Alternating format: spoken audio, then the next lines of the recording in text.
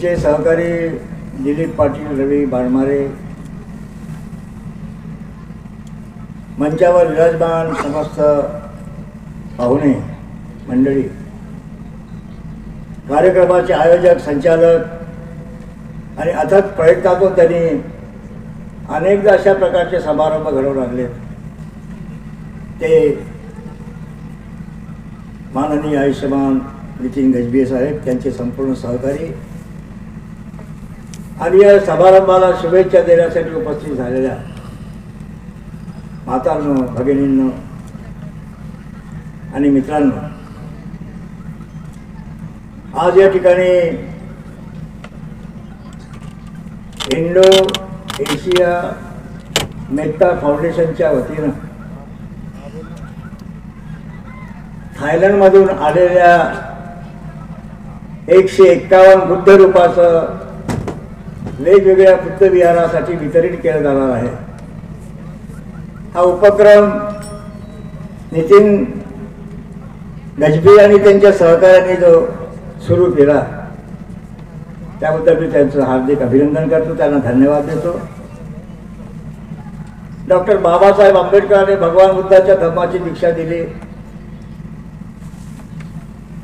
एक क्रांती बाबासाहेबांनी या ठिकाणी घडवून आणली, अशी क्रांती तिथे रक्ताचा एकही थेंब न सांडवता, हातात कोणत्याही प्रकारचं शस्त्र न घेता, रक्ताचा एकही थेंब न सांडवता अशी अभूतपूर्व क्रांती, ऐतिहासिक क्रांती परमपूज्य डॉक्टर बाबासाहेब आंबेडकरांनी केली।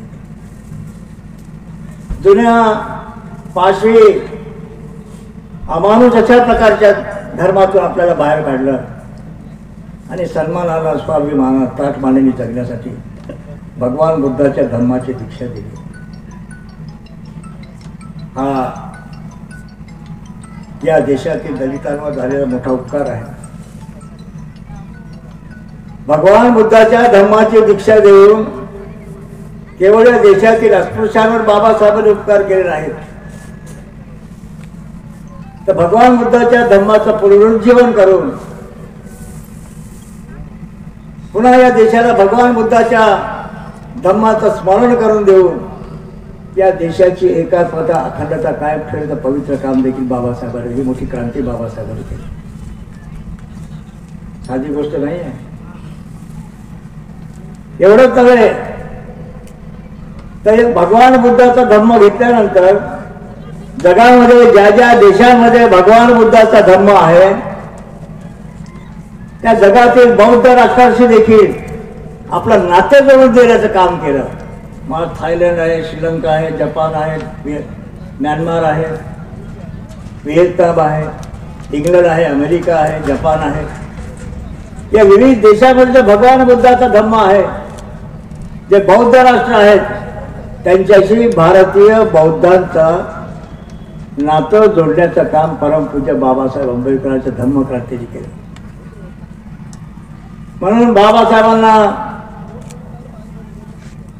केवळ या देशाचे संविधानाचे शिल्पकार तर आहेतच ते,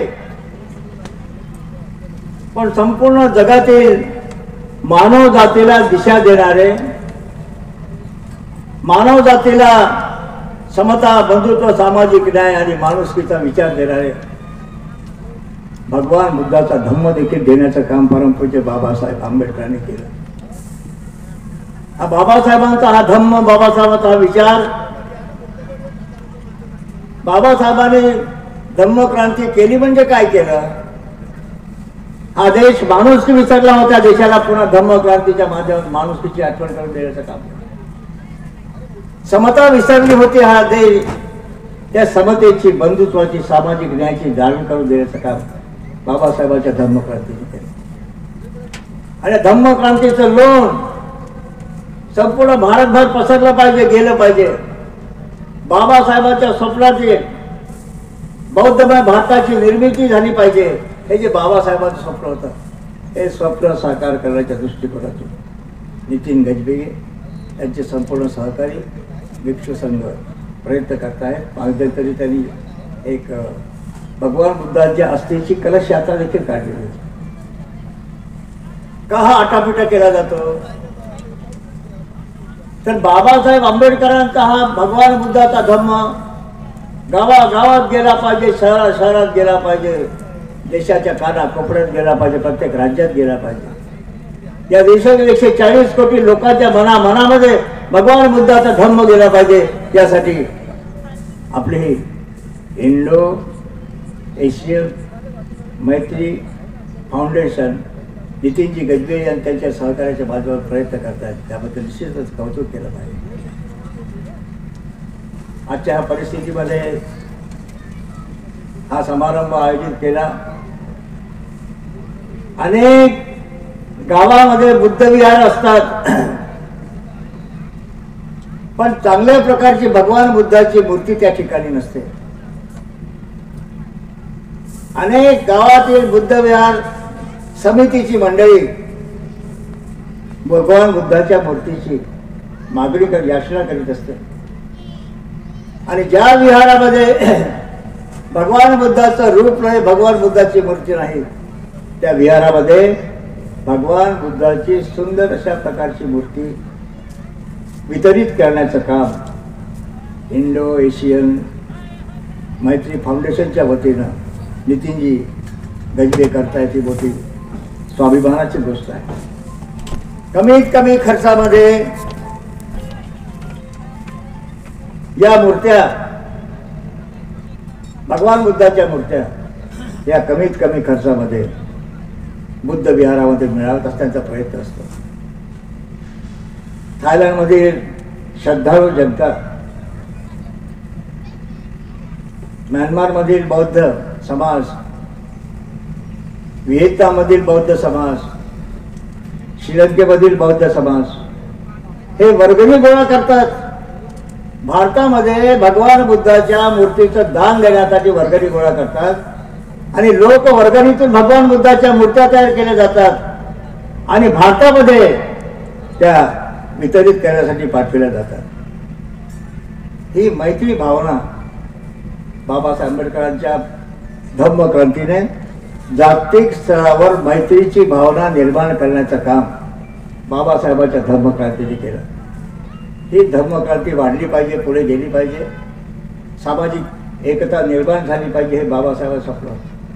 म्हणून बाबासाहेबांनी भगवान बुद्धाचा धम्म देऊन आपल्याला सन्मानाची, स्वाभिमानाची दीक्षा दिली.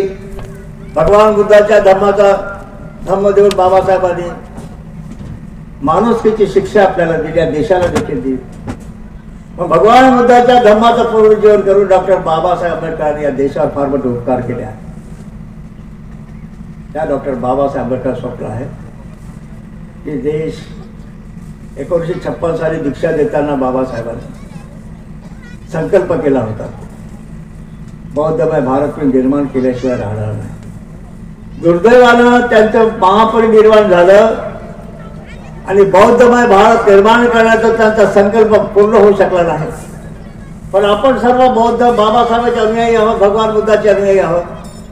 बाबासाहेबांनी जो संकल्प केला होता बौद्धमय भारत निर्माण करण्याचा, बाबासाहेब त्यांनी करू शकले नाही, पण आपण त्यांचे सहकारी, आपल्या अनुयायी म्हणून बाबासाहेब आंबेडकरांचं बौद्धमय भारताचं स्वप्न साकार करण्यासाठी प्रयत्नांची पराकाष्ठा करावी, अशा प्रकारची विनंती आजच्या ह्या प्रसंगी आपल्या समोर करतो. सर्वच दिलं बाबासाहेबांनी आपल्याला, काय बाकी ठेवलं मला सांगा.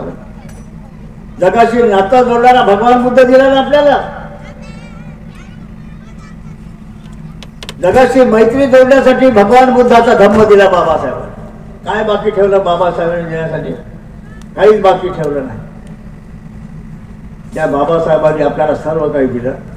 त्या बाबासाहेबांना आपण काय दिलं हा विचार आपण केला पाहिजे.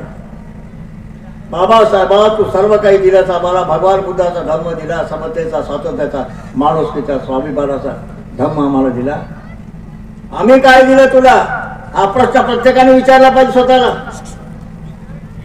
बाबासाहेबांनी सर्व काही दिलं, पण आम्ही काही देऊ शकलो. आज या धम्म परिषदेच्या निमित्तानं आपल्या सर्वांना माझी विनंती आहे की आम्ही बाबासाहेबांना काही देऊ शकलो नाही, पण बाबासाहेबा, बौद्धमय भारताचं तुझं स्वप्न साकार करण्यासाठी आम्ही जीवाचं रान केल्याशिवाय राहणार नाही, रक्ताचं पाणी केल्याशिवाय राहणार नाही. हा संकल्प, हा निर्धार आजच्या प्रसंगी आपण करावा आणि बाबासाहेबांना, भगवान बुद्धांना अभिवादन करून बाबासाहेबांच्या बौद्धमय भारताची संकल्पना साकार करण्यासाठी प्रयत्नांची पराकाष्ठा करावी अशी सर्वांना विनंती करतो. भगवान बुद्धाच्या